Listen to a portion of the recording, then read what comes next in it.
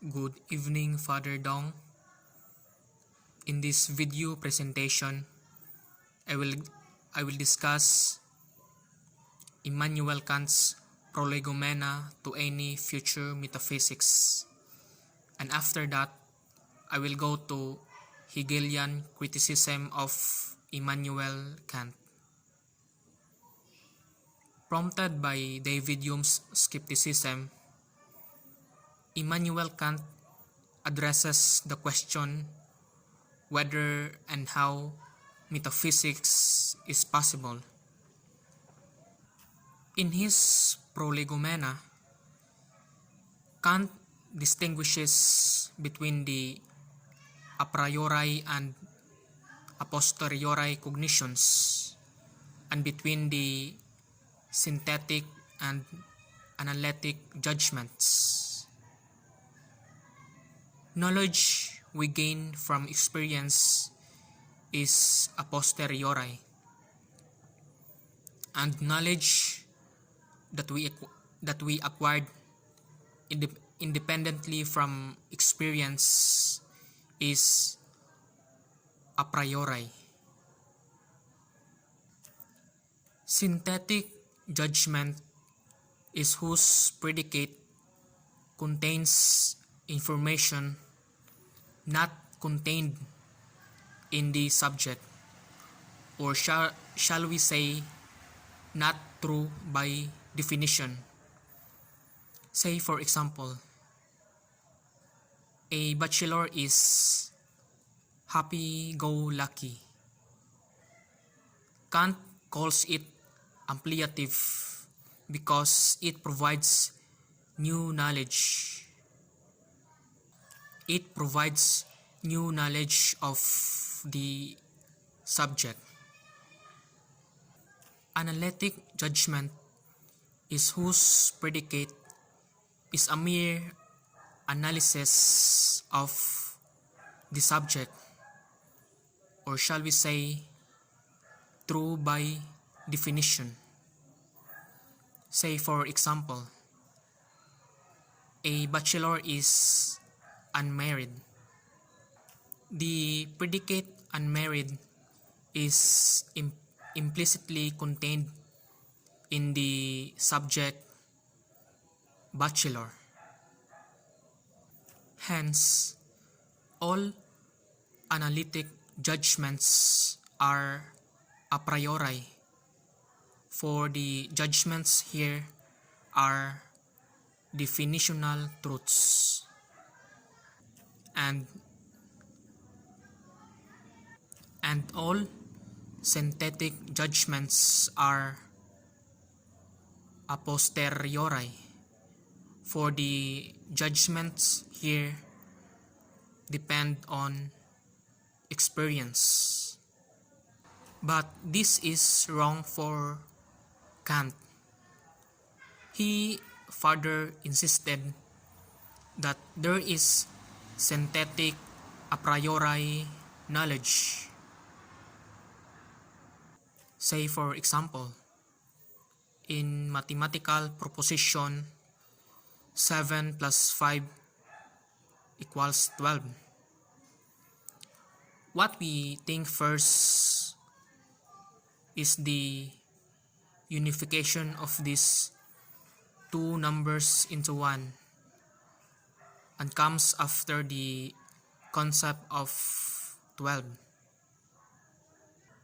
Other examples of synthetic a priori knowledge are geometry, arithmetic, and especially metaphysics.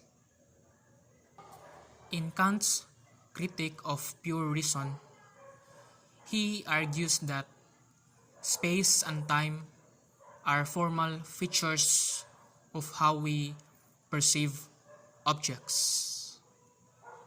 Objects in space and time are merely appearances of our experience. We cannot know the things in themselves or the nomina, for they exist independently from our perception. When you perceive things, you are never really perceiving the actual things in themselves, but what you are only perceiving is the ideas in your head about the thing looks like.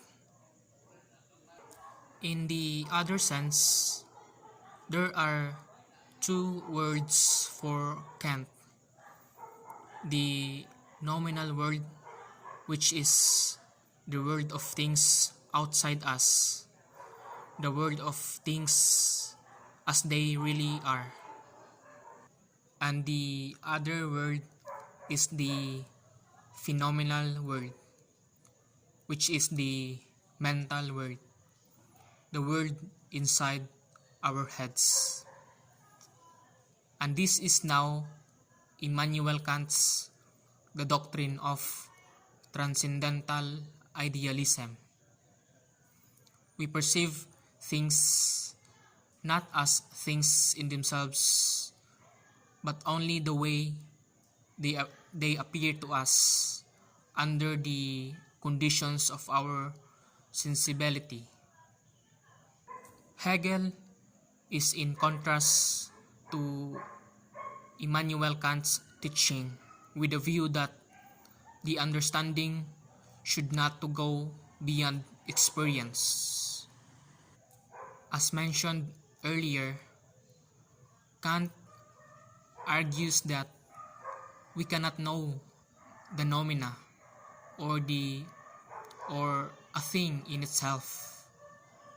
However, Hegel further insisted that we can know the noumena.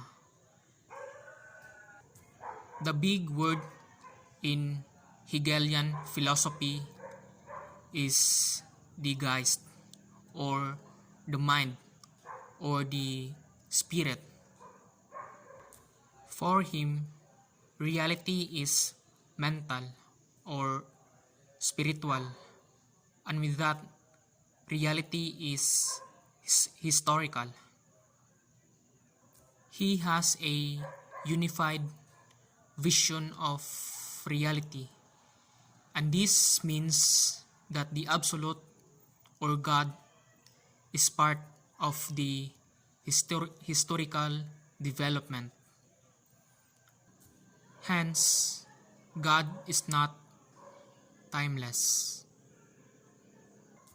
If you want to understand God, you have to understand the development of history.